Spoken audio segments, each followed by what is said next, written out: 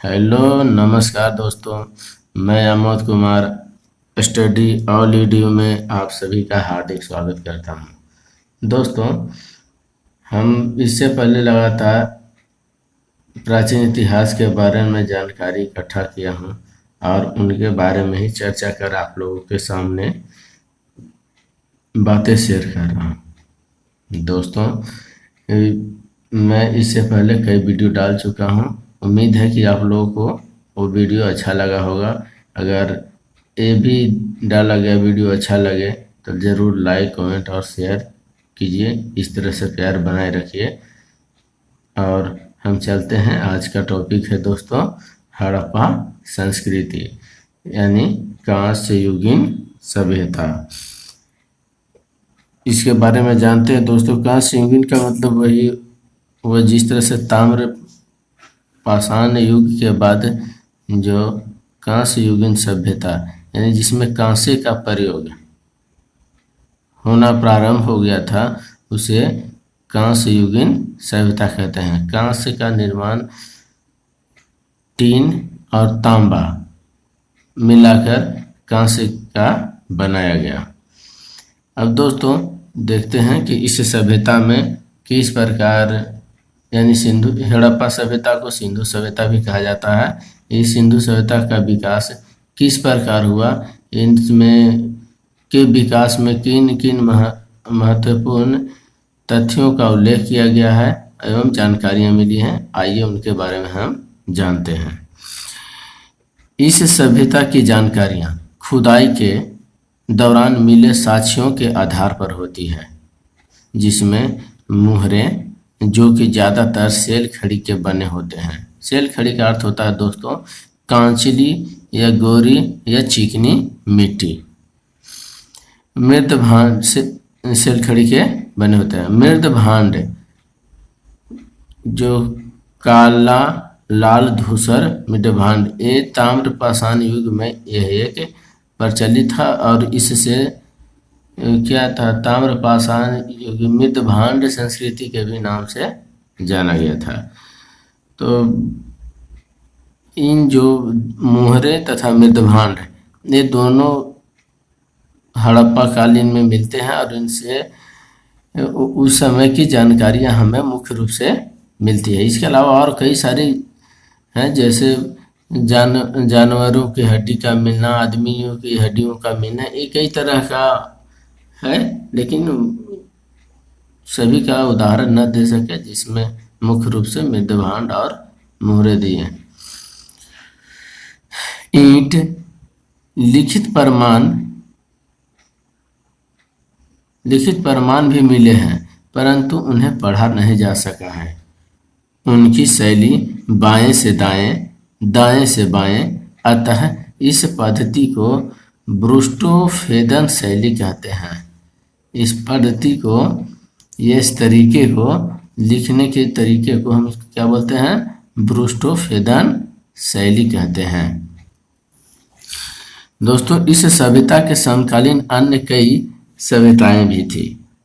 कई सभ्यताएं भी थी जो इस प्रकार है। सिंधु घाटी सभ्यता या हड़प्पा सभ्यता के समकालीन पहला है चीन की सभ्यता, जो कि हांगहो नदी के घाटी में विकसित हुई थी। अगला है दोस्तों सुमेरियन या मेसोपोटामिया की सभ्यता, जिसे आज वर्तमान में हम इराक के नाम से जानते हैं। यह दजला एवं फरात नदियों के बीच में इसका विकास हुआ है। देखिए दोस्तों, यहाँ मेसोपोटामिया का भी अर्थ है। मेसो का अर्थ होता है बीच एवं पोटामिया का अर्थ होता है नदी। यानी इस मेसोपोटामिया के बात से भी ये स्पष्ट जाहिर हो रहा है कि नदियों के बीच जिस सभ्यता का विकास हुआ वो मेसोपोटामिया या सुमेरियन की सभ्यता कहा गया। वो नदी था दजला एवं फरात। अगला है दोस्तों सिंधु घाटी सभ्यता। इसे सभ्यता हड़प्पा की सबसे इस सिंधु घाटी सभ्यता की सबसे विकसित जो जगह थी वो हड़प्पा सभ्यता थी। सबसे विकसित जगह थी सो हड़प्पा थी। ये सबसे पहले यह सबसे पहले शहर इसी का खोज किया गया था, अर्थात इसे हड़प्पा सभ्यता में भी कहते हैं। इनका समय दिया हुआ है। ऐसे तो समय दोस्तों कई विद्वानों ने, कई इतिहासकारों ने अलग अलग तरीके से दिए हैं, लेकिन उनमें से जो सर्वमान्य जैसा लगा वो हम 2300 से 1750 ईस्वी पूर्व जो थे डीपी अग्रवाल। इसके अलावे और कई भी हैं, जैसे 2000 से 1500 ईस्वी पूर्व फेयर सर्विस, 2300 से 1700 ईस्वी पूर्व सीजे गैंड, 2800 से 2500 ईस्वी पूर्व जॉन ऑर्नेस्ट मैके एंड 3250 से 2750 ईस्वी पूर्व जॉन मार्शल। इस तरह से कई इतिहासकारों का मत है, परंतु उनमें से जो सर्वमान्य जैसा लगा उसको हमने आपके सामने लिखा हूँ। अगला है दोस्तों कि इस सभ्यता अर्थात हड़प्पा सभ्यता एवं मोहनजोदड़ो के लोगों के बारे में विभिन्न मत है। जो हड़प्पा सभ्यता या मोहनजोदड़ो के जो लोग थे, इनके बारे में विभिन्न मत है कि ये कहाँ से आए थे, इनका वास्तविक निवास स्थान कहाँ था। तो इनके बारे में हम जानते हैं। विभिन्न विद्वानों का मत है और उनका अपना, जिनमें से मुख्य 4 हैं। पहला है प्रोटो ऑस्ट्रेलाइड। प्रोटो ऑस्ट्रेलाइड, इनका अर्थ होता है कि जो सिंधु क्षेत्र से आने वाले प्रथम जाति थे। ये सिंधु ही क्षेत्र से आने वाले प्रथम जाति थे जो हड़प्पा एवं मोहनजोदड़ो में निवास किए। दूसरा हुआ भूमध्य सागरीय जाति, मेडिटेरियन जिन्हें दक्षिण भारत के निर्माता भी कहा जाता है। यानी भूमध्य सागरीय जाति, यानी भूमध्य सागरीय एरिया से आए थे। अगला है मंगोलायड, जो उच्च हिमाद्री क्षेत्रों से आए हुए माने जाते हैं। अगला है अल्पाइन, इनका अर्थ है मध्य गंगा एवं निम्न गंगा, यानी बीच के गंगा और नीचे गंगा में बसे हुए को अल्पाइन कहा गया। इस प्रकार दोस्तों इनकी जो 4 मान्यताएं थी वो समाप्त होती है। अगला टॉपिक है, इस सभ्यता की खोज में 2 महत्वपूर्ण शख्स का योगदान रहा 2 स्थानों को खोजने में। इस सभ्यता के 2 स्थानों को खोजने में महत्वपूर्ण शख्स का योगदान रहा। ये पहले हैं राय बहादुर दयाराम साहनी। इन्होंने हड़प्पा शहर की खोज की 1921 ईस्वी में, जो कि आज पश्चिमी पंजाब यानी जो साहिवाल जिला के नाम से जाना जाता है, ये पाकिस्तान के अंतर्गत है। रखाल दास बनर्जी जिसकी खोज मोहनजोदड़ो ने 1922 ईस्वी में, आज वर्तमान है लरकना जिला जो सिंध प्रांत, ये भी पाकिस्तान में है। इसके अलावा अन्य कई स्थानों की भी खोज की गई एवं कई खोजकर्ता या खननकर्ता थे, जैसे कि चनहुदड़ो, लोथल, कालीबंगा, बनवाली, रंगपुर, रोपड़, कोटदी, सुरकोटदा, मांडा, राखीगढ़ी इत्यादि दोस्तों। इसके अलावा और भी नई नई जगहों की वर्तमान में खोज की जा रही है।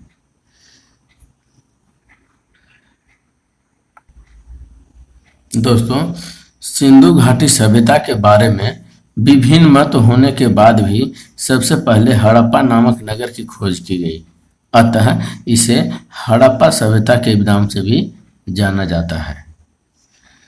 इनके देशी एवं विदेशी मत के अनुसार सबसे पुरानी सभ्यता कौन है? हड़प्पा या सुमेरियन की सभ्यता।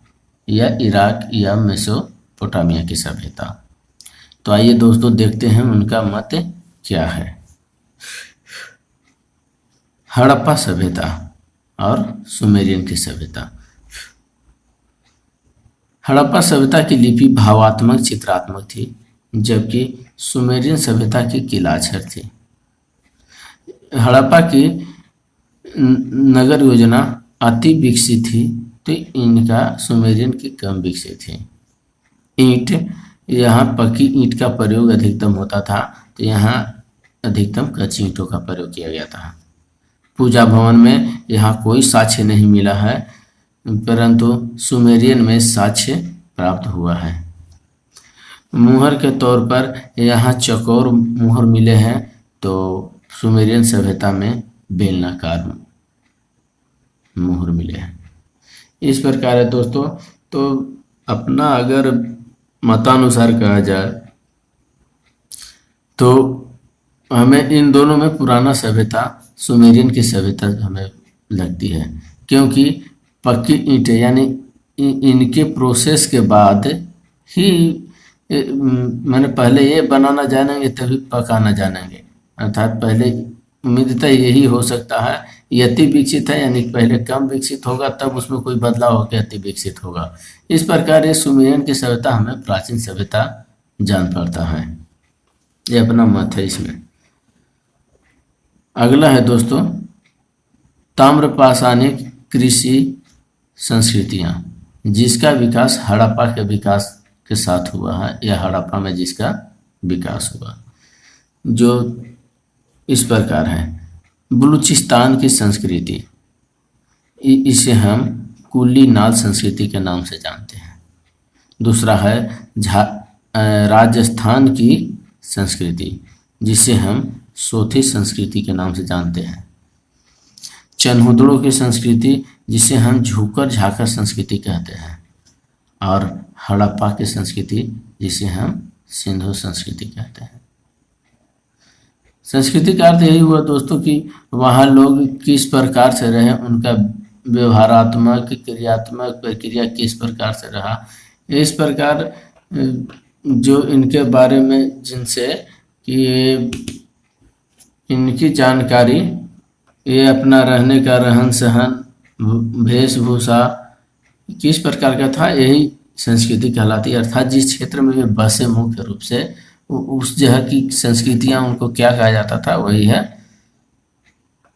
जैसे राजस्थान की सोथी, चन्हुदड़ के झूकर झाकड़, हड़प्पा के सिंधु एवं बलूचिस्तान की कुली नाल संस्कृति। दोस्तों अगला है सोथी एवं सिंधु। सोथी एवं सिंधु संस्कृति में एक समान कलाकृतियाँ का एक चित्र मिला है। सोथी एवं सिंधु संस्कृति में एक समान कलाकृति का एक चित्र मिला है, जैसे कि एक घड़े के ऊपर फूल पत्तियां एवं लपेटे हुए रस्सी की कलाकृति मिली है, जो कि सोथी और सिंधु संस्कृति से मैच करता है। अगला दोस्तों है कि क्षेत्रफल के विस्तार से एवं पुराने खोज के आधार पर इस प्रकार क्रमबद्ध किया गया है।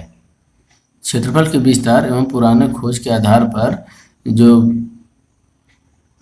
पुरानी संस्कृतियाँ, पुराने स्थान थे हड़प्पा के अंतर्गत, वो उन्हें इस प्रकार सजाया गया है कि पहले कौन सबसे बड़ा था या कौन छोटा था या कौन बीच में, किस तरह से। पहला है दोस्तों म से हुआ मोहनजोदड़ो, यानी इसका एक ट्रिक है महाराधा। महाराधा यानी म से हो गया मोहनजोदड़ो, ह से हुआ हड़प्पा, रा से हुआ राखीगढ़ी और ध से हुआ धौलावीरा। नोट, वर्तमान के खोज में के आधार पर राखीगढ़ी सबसे बड़ा क्षेत्र है, जो कि हरियाणा के हिसार जिले में पड़ता है। वर्तमान के खोज में के आधार पर राखीगढ़ी क्या हुआ दोस्तों, सबसे बड़ा हुआ, जबकि सबसे पहले बड़ा कौन था, मोहनजोदड़ो, जो अभी राखी गढ़ी है से हरियाणा के हिसार जिला में स्थित है। तो आइए अब दोस्तों देखते हैं कि उस समय की नगर योजना क्या थी। हड़प्पा सभ्यता की नगर योजना क्या थी। वर्तमान में इनकी स्थिति का पता टीलों के आधार पर वर्णन किया गया है। टीलों के मतलब जैसे जो नगर जितना विकसित था दोस्तों, उसके बाद उनके समाप्त होने के बाद उतना ही ज़्यादा अवशेष बचे होंगे, अर्थात टीलों के ही आधार पर किया जा सकता है कि कितना विकसित है। जब टीला देखा गया तो उसके बाद खुदाई की गई, उसके बाद उनके बाद जो जानकारियाँ मिली उस आधार पर उन्हें ये बताया कि यह कितना विकसित था और यह कैसा था। तो दोस्तों देखिए,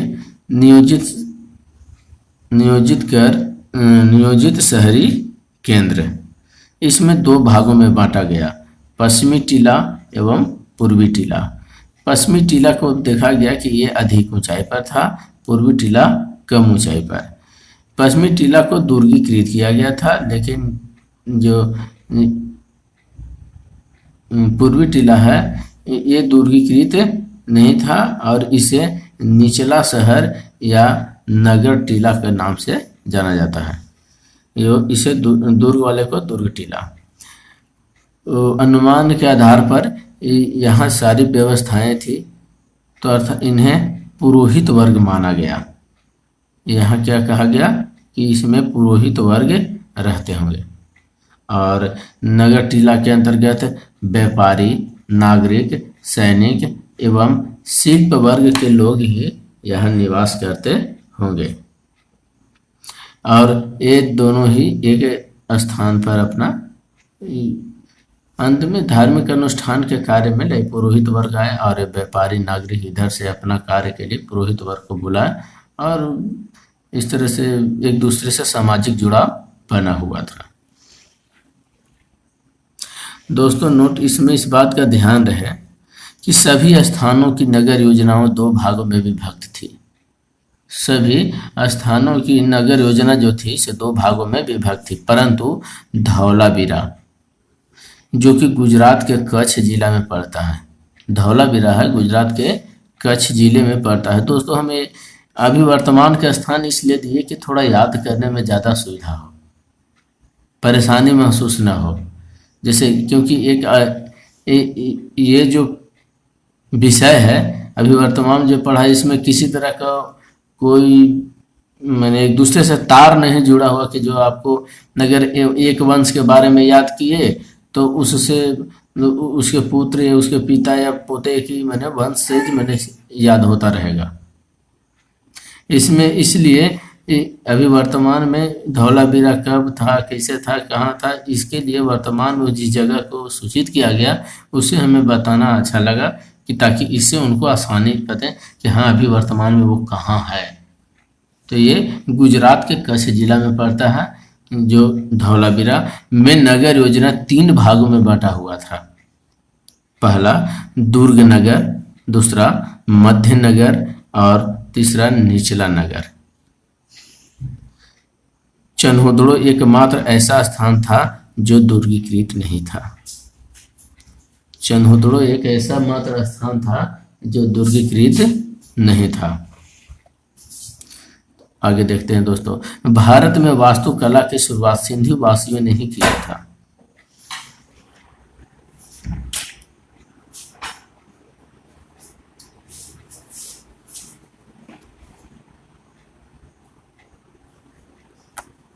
भारत में वास्तुकला की शुरुआत सिंधु वासियों ने ही किया था, क्योंकि खुदाई के दौरान नगर योजना की का सुव्यवस्थित ढांचा मिलता है, जैसे दरवाजे, गलियों, सहायक सड़कों की तरफ होना, रसोई घर का, स्नानागार का होना, जल प्रबंधन होना, पूजा घर होना। इस तरह के जो एक शहर या गांव के लिए जरूरी की चीज़ें होती हैं व्यवस्थित ढंग से कि नालियाँ किस तरफ की होनी चाहिए, ये और किस तरफ की सड़कें होनी चाहिए, इस तरह से जो व्यवस्थाएं होती है वो वहाँ मौजूद थी। अर्थात इसलिए कहा गया कि भारत में वास्तुकला की शुरुआत सिंधुवासी ने ही किया था और वो शुरुआती दौर से चलता आ रहा है और आज उन्हीं सब कलाओं एवं व्यवस्थाओं को देखकर हमारा समाज विकसित हुआ। तो इसमें रसोई स्नानागार के बारे में देखिए दोस्तों कि मोहनजोदड़ो में एक विशाल स्नानागार का प्रमाण मिला है, जो कि सामूहिक जल पूजा का जैसे सामूहिक कोई कार्यक्रम हुआ तो उस समय जल पूजा का माने प्रमाण प्राप्त होता है। जॉन मार्शल के अनुसार यह जल पूजा का एकमात्र साक्ष्य है। जॉन मार्शल के अनुसार जल पूजा का यह एकमात्र साक्ष्य है। दोस्तों आगे देखते हैं चनहुदड़ो में। चनहुदड़ो एक ऐसा स्थान था, पहली बात तो वहाँ बताया कि वहाँ कोई नगर का दुर्गीकरण नहीं किया गया था। दूसरी बात है कि चनहुदड़ो में ही वक्राकार ईंट का प्रयोग का प्रमाण मिला है। सामान्यतः ईंट की स्थिति 4:2:1 थी। अगला है दोस्तों व्यापारिक स्थिति। क्या है दोस्तों? व्यापारिक स्थिति। हड़प्पा स्थलों से इस समय व्यापार की समृद्धि होने का भी पुष्टि करते हैं। हड़प्पा की स्थल अपने व्यापार में भी समृद्धि होने का पुष्टि करते हैं। जैसे इन जगहों से साक्ष्य भी प्राप्त हुए हैं कि यह व्यापार में भी निपुण थे अथवा नहीं। तो पहला है स्थान दोस्तों मोहनजोदड़ो। यहाँ मिट्टी की एवं कांसे की 2 पहिया वाले खिलौने प्राप्त हुआ है। दोस्तों खिलौना बना है, यदि 2 पहिए वाले वाहन का उपयोग नहीं हुआ होता तो फिर ये कल्पना 2 पहिए वाले खिलौने का कहाँ से होता। अभी वर्तमान में भी देखा जाए कि यदि कोई मशीन बड़ी मशीन है और उसी का खिलौना बच्चों को खेलने के लिए बनाया जाता है, तो अनुमान इसलिए लगाया जा रहा है कि इसे वर्तमान में स्थिति को देखते हुए कि बड़े चीज को एक छोटा करके ताकि बच्चे भी उसके साथ खेल सके। तो इससे पता चलता है कि वो चीज उस समय विकसित था, तभी तो उसको खिलौने के तौर पर आसानी से घर पर बनाया जा सकता था और उसकी कल्पना भी लोग किया करते थे। मुहर के ऊपर नाव का चित्रण। नाव का अर्थ हुआ कि इसे नाव के चित्र का अर्थ हुआ कि उस समय नाव से परिचित थे। तो नाव का उपयोग किस कार्य के लिए किया है? या तो भरण पोषण के लिए, मछलियों यानी जल में उतरने का कार्य तो नाव से किया करते थे। तो केवल भरण पोषण ही नहीं हो सकता, ये व्यापार के दृष्टिकोण से भी ऐसा हो सकता है। अगला लाल रंग का कपड़ा। दोस्तों लाल रंग का कपड़ा का अर्थ हो गया कि उस समय कलर से भी परिचित थे, यानी कपड़ा को लाल रंग में क्यों रंगा, आखिर उसकी खूबसूरती या उसका ये दिखाने के लिए। तो अर्थात ये व्यापार लाल रंग या कई और रंग भी हो सकते हैं जिनको वो व्यापार के दृष्टिकोण से जब उन्हें रंगाई करके मैंने बेचने का या एक दूसरे जगह भेजने का या खुद यूज करने का मैंने प्रमाण इस प्रमाण से हमें जानकारियाँ मिलती है।